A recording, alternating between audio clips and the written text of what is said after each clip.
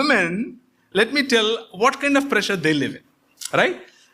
They live in tremendous pressure. Work pressure, సొసైటీలో pressure, వాళ్ళ friend యుఎస్కి వెళ్ళాడు అన్న ప్రెషర్,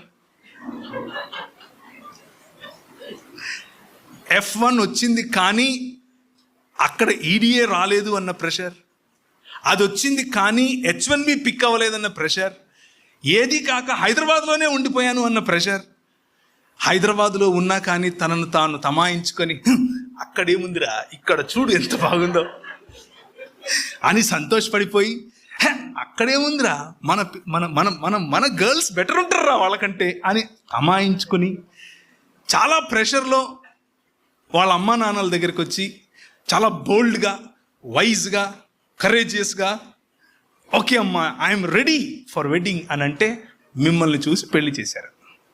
అది మీరు గుర్తుంచుకోవాలి ఫస్ట్ విషయం.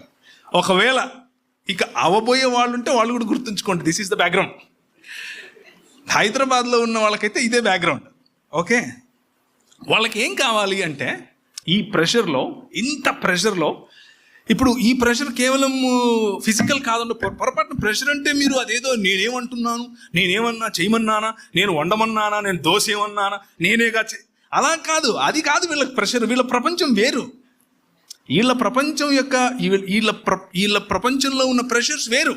వీళ్ళ ప్రపంచంలో ఉన్న స్ట్రెస్ ఏంటంటే బాస్ తిట్టడు, చూస్తాడంతే.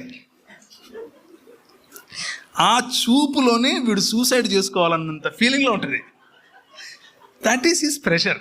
మీరు అర్థం చేసుకోవాలి, అదంతే. వాళ్ళు చెప్పలేరు. ఎందుకు అని అంటే అది పరిస్థితి అలా ఉంది. మరి వాడు నవ్వుతూనే చూస్తాడు, ఇలా ఛా అన్నట్లు చూస్తాడు. మిమ్మల్ని అలా చూడలేడు బాసు, ఎందుకంటే లా ఒప్పుకోదు. వీడికి అలంతా లేదు. ఈయన్ని తిట్టినా కానీ వీడేం చేయలేడు. ఇది మా పరిస్థితి, మీరు అర్థం చేసుకోవాలి. So he is already going through a lot of disrespect, lot of humiliation, lot of competition.